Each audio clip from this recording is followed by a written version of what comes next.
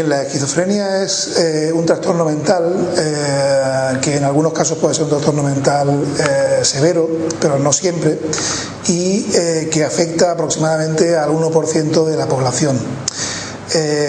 Consiste fundamentalmente en que el paciente, el enfermo, tiene un entendimiento anormal de la realidad, de tal manera que, por ejemplo, pues tiene algunas ideas que no son correctas, ¿no? Es decir, entiende mal la realidad, muchas veces esas ideas son falsas y de hecho pueden llegar a hacer que la persona afectada de esquizofrenia pues siga su vida gracias a la influencia de estas ideas, es decir, que haga caso de estas ideas en sus actividades, ¿no?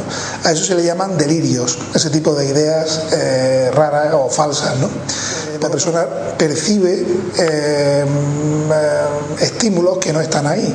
Por ejemplo, puede oír cosas, voces habitualmente, que no han sido emitidas por nadie, es lo que llamamos alucinaciones auditivas, o puede tener, aunque es más raro, pues visiones, ¿no? Es decir, ver cosas que otra gente no ve y que de hecho pues no están siendo estimuladas y que son producto de su propia enfermedad, aunque la persona las percibe, tanto las voces como las visiones, de una manera o con una calidad igual a una percepción normal, de tal manera que el enfermo no sabe que no es real.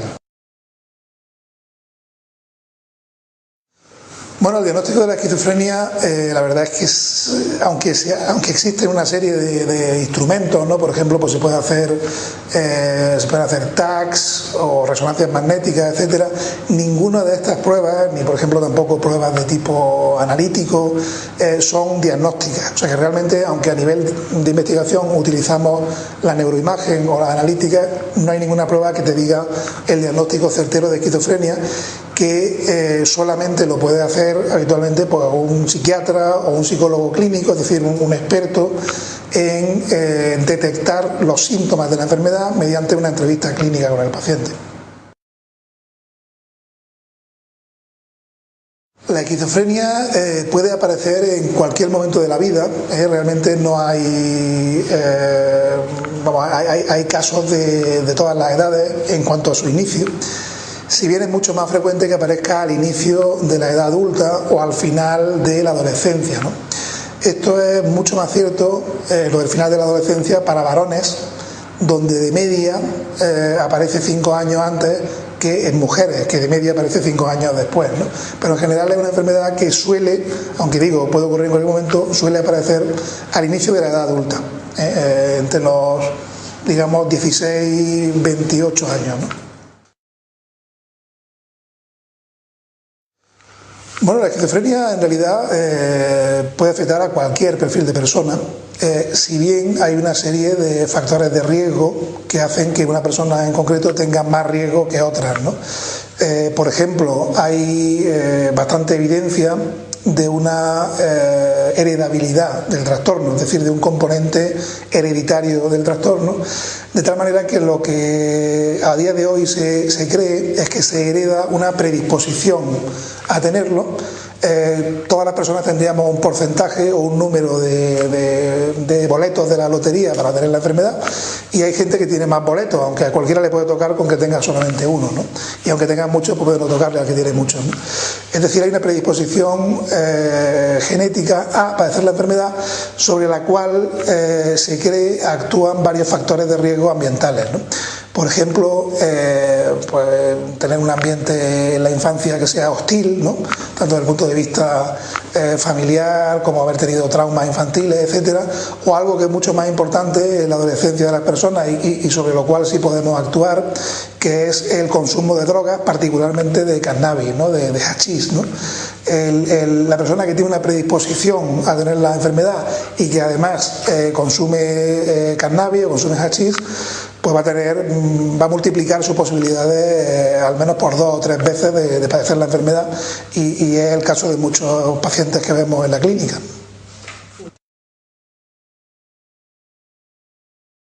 Bueno, pues el abordaje tanto terapéutico como de orientación hacia que el paciente o la persona con esquizofrenia se recupere es holístico y multidisciplinar, ¿no? Hay pues toda una gama de profesionales y también de familiares y amigos del paciente que pueden influir en que mejore, ¿no?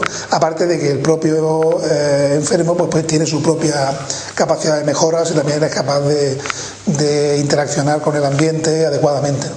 En primer lugar, pues tenemos una serie de tratamientos farmacológicos que antes, hasta no hace mucho, no estaban y que han mejorado mucho las posibilidades de una recuperación hacia una vida más parecida o más cercana a lo que es la vida de otras personas, la vida más normal, ¿eh? Luego tenemos lo que pueden ser psicoterapias, ¿no?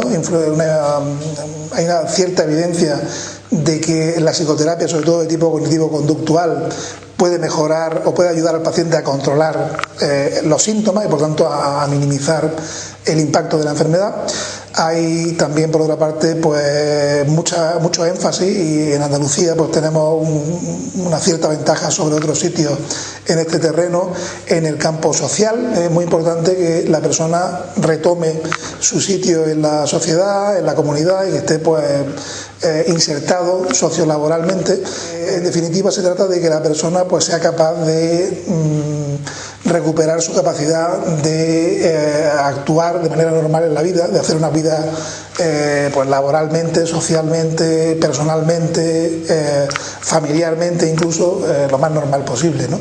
Aproximadamente un tercio de las personas que tienen esquizofrenia, aproximadamente un tercio, tiene un pronóstico bastante regular, tirando a mal, es decir, están bastante influenciados por una evolución tórpida o no positiva de la enfermedad, pero hay 2/3 partes que tienen un mejor pronóstico, incluso hay un 10-20% de personas que se recuperan tras un primer episodio, o sea que realmente pues aproximadamente 2/3 de las personas con esquizofrenia pueden tener una vida prácticamente normal, y sobre el otro tercio pues cada vez hay más métodos, sobre todo desde el punto de vista comunitario, para que pues puedan tener una vida también aproximadamente o parecida a lo normal y lo más independiente posible. Esto va mejorando con el avance de la salud mental, y yo creo que hay que ser optimista en el futuro, ¿no?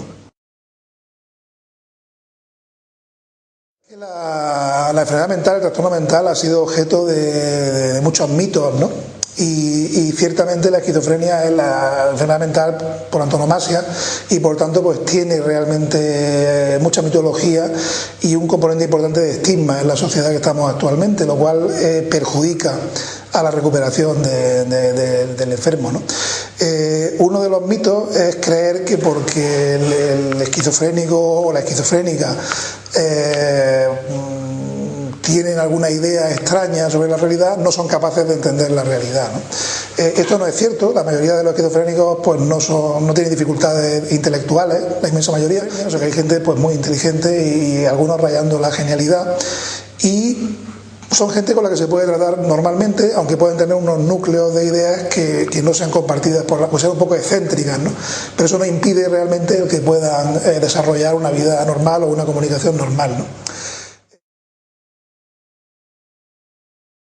El mito de que el esquizofrénico puede ser más peligroso o que puede incurrir en actividades de criminalidad, pues, robos, etcétera, asesinatos, todo este tipo de cosas que realmente quizá los medios de comunicación a veces dan la impresión de que pueda estar relacionado con la esquizofrenia y que es nada más lejano de la realidad, ¿no? Y se destaca, ¿no?, muchas veces en los medios de comunicación la enfermedad mental como causa o relacionada con el trastorno mental, con la criminalidad, algo que realmente no es cierto, y tampoco creo que es algo que científicamente tenemos que divulgar, ¿no?, porque tampoco lo dicen así los estudios epidemiológicos, ¿no? Realmente la peligrosidad en los trastornos mentales psicóticos no es mucho más elevada que una persona normal. Bueno, realmente queda mucho por saber en cuanto a la esquizofrenia, empezando por el propio diagnóstico de la esquizofrenia. Ahora, dentro de un año, en 2013, va a haber una redefinición de la esquizofrenia hacia una personalización del diagnóstico, hacia una especie de perfilado, ¿no?, de la sintomatología de cada persona que tiene esquizofrenia a la hora de definir su trastorno de una manera personalizada. Y bueno, empezando por ahí, hay muchas otras cosas también que faltan por averiguar. Por ejemplo, falta por saber, pues, aunque yo he comentado antes que hay causas genéticas, no se sabe cuáles son las causas genéticas, se sabe que hay un componente hereditario, pero no exactamente cuáles son los genes que realmente están actuando ahí, si son muchos, si son pocos. Hay muchas teorías, pero no se sabe. También queda mucho por saber desde el punto de vista de neuroimagen, ¿no?, de la estructura cerebral, si puede o no estar alterada, y ha habido bastantes avances en los últimos 15 años, ¿no?, en cuanto a tratamiento, ¿no?, lo cual es mucho más importante para el beneficio de los pacientes, ¿no? Hay nuevos fármacos, hay nuevas terapias desde el punto de vista psicológico, ¿no?, y realmente pues el pronóstico de una persona con esquizofrenia ahora comparado con hace 50 años es bastante mejor, ¿no?, tanto desde el punto de vista médico como desde el punto de vista psicológico, como sobre todo desde el punto de vista social, ¿no?